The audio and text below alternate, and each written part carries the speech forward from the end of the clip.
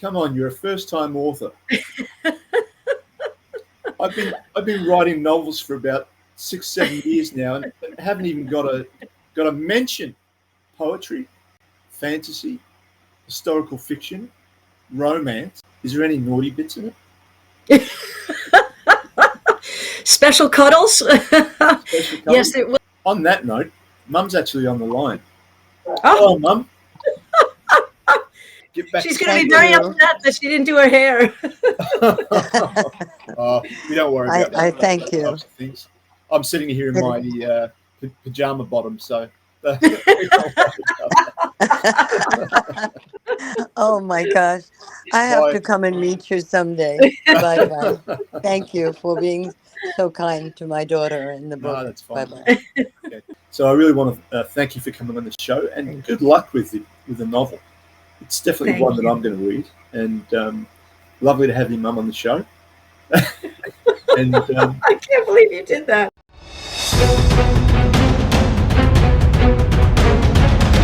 hello, Today Beth. we're Welcome down to on sunny Sarah's Sydney. house. Thank you Today for is having me. and we-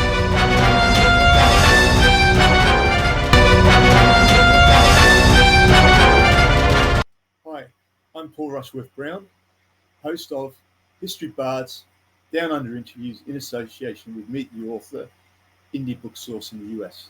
And we're here with a wonderful new author today, Catherine Hughes, who's written a wonderful book called In Silence Cries the Heart. Welcome to the show, Catherine. Thank you so much, Paul. Thank you for having me. Not a problem. Now then, I need to talk to you about something very seriously. Finalist in fiction romance for the American Writing Awards. Honorable mention in historical romance for Coffee Pot Book Club Awards. Honorable mention in general fiction for New England Book Festival Awards. Historical Fiction Company 5-star rating. Winner of the silver medal in the category of historical fiction romance. And a gold medal in romance for The Feathered Quill. Come on, you're a first-time author. I've been writing novels for about 6-7 years now, and haven't even got a mention in an award. Thank you. Thank you. But I really can't accept any of that, or any of those accolades in a way, because it's not my story. It's the story of Mary and Donald. And I think people are drawn to that kind of love. So it really was the characters, I think, that came across and earned all those awards, because this story is just a priceless one. I mean, I've read part of the book. Poetry, fantasy, historical fiction, romance. It covers about 3 genres. So tell me, how did you originally come up with the idea to sort of like mix historical fiction? I mean, what a fantastic idea. I mean, it's very sort of like close to one of my favorite miniseries, Outlander. What would you trade for love? Catherine Hughes' In Silence Cries the Heart is a spellbinding journey that bridges centuries, weaving the modern tale of Caitlin, an American schoolteacher, with the tragic 17th century romance of Donald Donne, a daring poet-thief, and Mary McElroy, a laird's spirited daughter. As Caitlin unravels the haunting mystery of their forbidden love during her visit to Scotland's Unley Castle, she is transported into their world through vivid dreams and mystical encounters. Set against the rugged backdrop of 1665 Scotland, this dual-timeline story explores love's defiance of societal constraints, the perils of passion, and the echoes of the past that shape our present. With rich historical detail, poignant poetry, and a touch of magical realism, Hughes crafts a tale of devotion, betrayal, and resilience that resonates across time. It all started on a trip, actually, to Scotland when I visited Urquhart Castle, and I went down to the dungeon there, and there was a placard about its most famous prisoner, and his name was Donald Dunn. And they said that he was executed not so much because he was a cattle thief, but primarily because he was in love with the laird's daughter. And then I found this really neat historical book from William McKay. And in there, I found some of his poetry, his last words, the poems that he wrote for Mary, how he was caught, his execution, and all that kind of stuff. And And then I just kind of felt that this story needed to be told.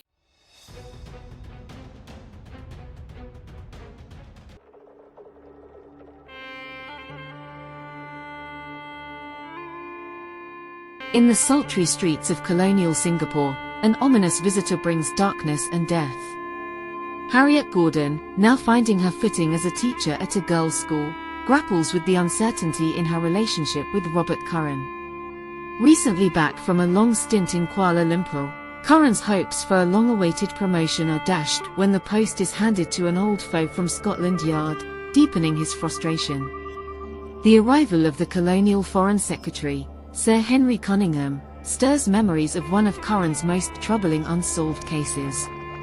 When a young girl mysteriously dies at a ball held in the Secretary's honor, Curran finds himself at odds with his new superior. Confiding his growing suspicions to Harriet, he is devastated when she inadvertently betrays his trust, placing his career in jeopardy. But with a second death shifting the investigation's course, Harriet and Curran must work together to bring justice to a grieving family and salvage their fragile bond before it's too late.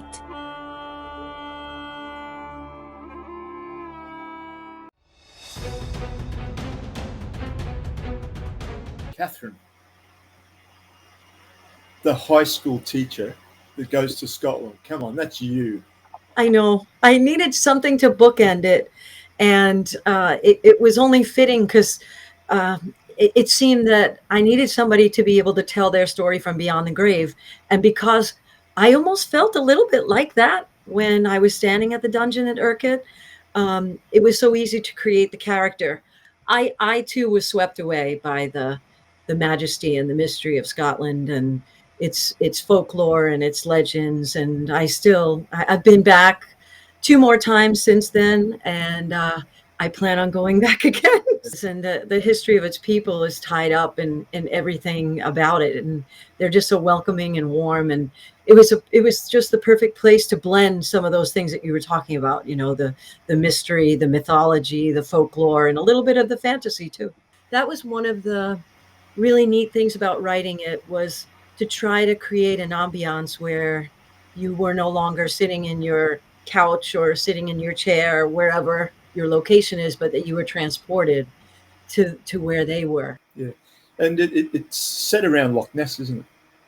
Yeah, so right there, you've got a lot of mystery, right? People flock there every year. I mean, they're making money, oodles and oodles of money off the off the tourist trade to go see Nessie.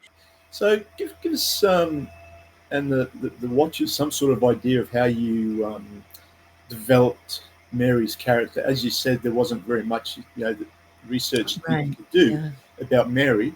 Tell us how you developed her character in the novel. Right. So I knew she had to be strong. I knew she had to be someone who is willing to be unconventional, especially for her time period. And I knew she had to be somebody who was yearning for something more than what the general way of life would have been.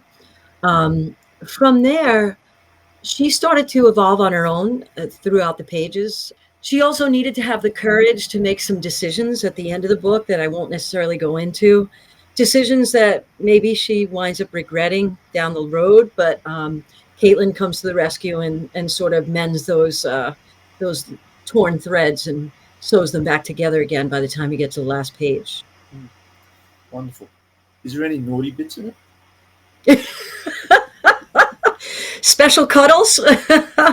Yes. There's actually, I don't really go for the gratuitous stuff. So I think there was a very tasteful scene where she and Donald profess their love for each other in a physical way. And it happens at the feast, around harvest time, and they're outside, and it's almost a blend of their physical love, their spiritual love, and the setting of nature. So it's like all three things together. So yeah, there's definitely passion in there. So you said that he was actually executed. Yes, by her father. Yep. Wow. So Craig Money Hill, which is just a few miles outside of Urquhart, is the site where he was executed. And originally he was going to be hanged, which is a lesser kind of, it's a less respectful way to be executed, if you can, say that. Yeah. So there's actually his authentic quote to her father, and his request that as a member of the MacDonald family, would he consider beheading him instead of hanging him. And so that actually is the way in which he dies, but from beheading. And the second time that I went back to Scotland, I actually did the hike to find the location, and it's magnificent. I mean, it overlooks Loch Ness. It's overlooking these hills and this vast meadow. It's a beautiful place to die. It sounds like it could be made into a movie. I would love that. I think it would be great. I mean, anyone like me who's a sucker for romance and loves those kind of stories like Catherine and Heathcliff, Romeo and Juliet, throw them all together. I think this would be great for the cinema. I really do. And so if anyone else there is interested, you've got a great storyline. So tell me, what was the most difficult part of the novel to write for you? Yeah, that's a great question. The most difficult part was trying to figure out Mary, how to capture her essence without making her sound like a cardboard cutout of someone who was an anomaly, like she still had to be true to the 17th century. So you can't make her the kind of woman that you would think of as like a modern day woman. Mm. So it was a very fine line to tread and to walk. Mm. And then also, it was very difficult to figure out what to do with her after he was executed. Discover the extraordinary life of George Matcham, the man who dared to cross continents in an era of exploration and intrigue. Born in Bombay under the East India Company's watchful eye, George embarked on 3 monumental overland journeys between Asia and England. His adventures set the stage for a remarkable story, culminating in his marriage to the beloved sister of the future Lord Admiral Nelson. Through his intimate connections with Nelson and the enchanting Emma Hamilton, George's life is vividly brought to life with authentic period press clippings and eyewitness accounts. Dive into a most unsettled man for an unprecedented glimpse into the private life of an 18th century English gentleman, while experiencing the enduring love story of Nelson and Emma from a fresh and captivating perspective.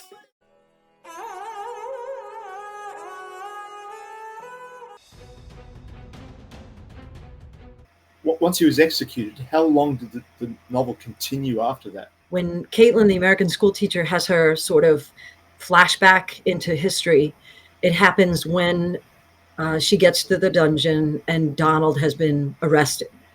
When she wakes up, it's when Mary comes to the cell, and he's already been taken to the execution location. So as far as how much remains, there's probably about 50 pages or 60 pages left, because the story's not over at that point. The farewell portions were hard to write too. Mary's farewell, the night before she was going to run away supposedly with him, and all the people that meant something to her, that I actually found myself welling up a little bit when she was bidding farewell in her mind to all these people. When a writer can sort of like actually write a scene and actually start to get emotional about it, that's pretty powerful. Yes, it's juice. You know what's going to happen. Imagine people who are reading it, and it sounds like I'd be in tears. I know. No, Mum's actually on the line. Oh, Mum. She probably can't hear us. Hi, Mom. Oh, Mum, can you hear me? I can hear you. Yeah. Hi. How are you? I was just talking about you. Fine. How are you? Are you proud of this wonderful daughter of yours? I can't tell you how proud I am of her. She's absolutely wonderful. And I believe that these 2 lovers needed to have this book written. That, I think, they came to her somehow, some way. They wanted everyone to know how much they loved each other and that they couldn't live without each other. But they were buried in history. So they wanted to come and explain to people what their love was like.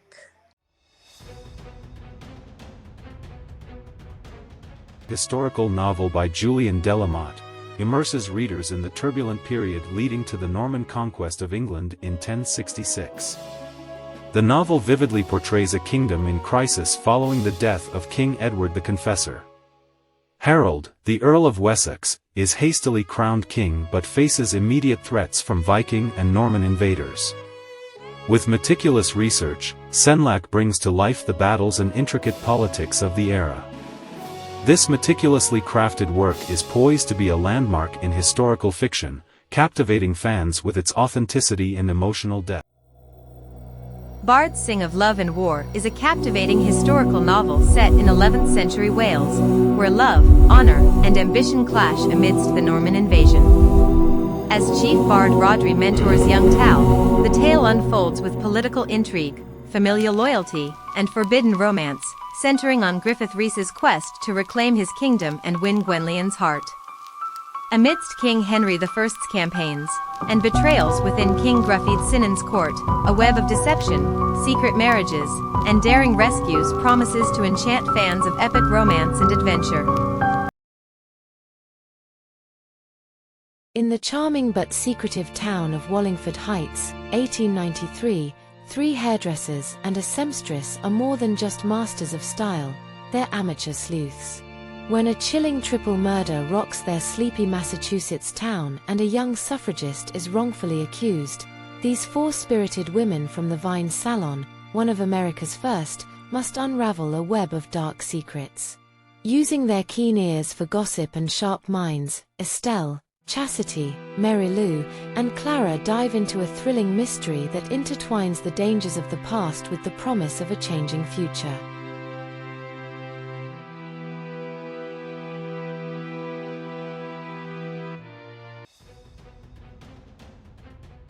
Okay, so just getting back to Donald. Okay, so this story, obviously huge romance story. He was a bard, I suppose, called back then, a storyteller, a poet, but he was also a thief. The stuff that I found on him historically quoted him as the Rob Roy of his generation. So he was a thief, but he was kind of like a virtuous thief, if there's such a thing, because he wasn't trying to make a profit off it as much as he was trying to help the poor people in the community who were being wronged by some of the noblemen that were just sort of super greedy and taking everything away from the general population. So he was kind of like a good guy who was a Robin Hood type. And then he was also this sensitive person who could write poetry, but a manly man. So I surrounded him with 3 of his friends, and they were all different and also colorful. And they were really the kind of guys that you would follow, into battle, because they were all for one for all kind of type people.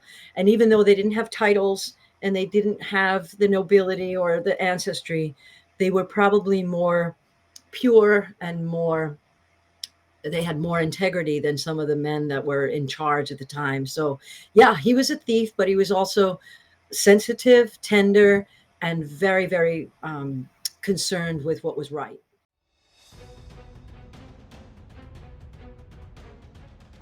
Step into the rugged world of Plymouth, 1620, where Sarah, a courageous woman, embarks on an unforgiving journey in the new world.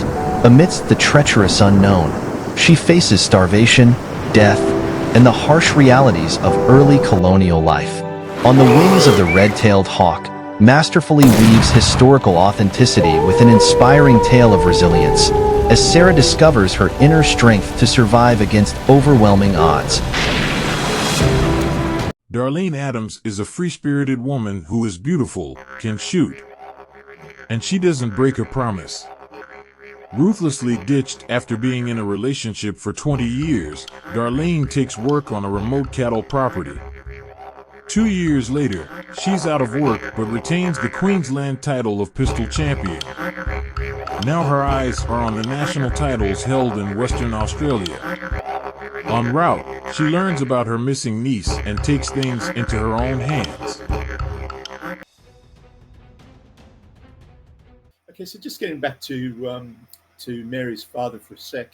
How did you make him? I assume that like he's a character that readers would love to hate. He's not too prevalent in the story. He's this sort of figure that is omnipresent, but only because of his title. So he's kind of lingering in the shadows the whole time because he's the person who has the most power in the region.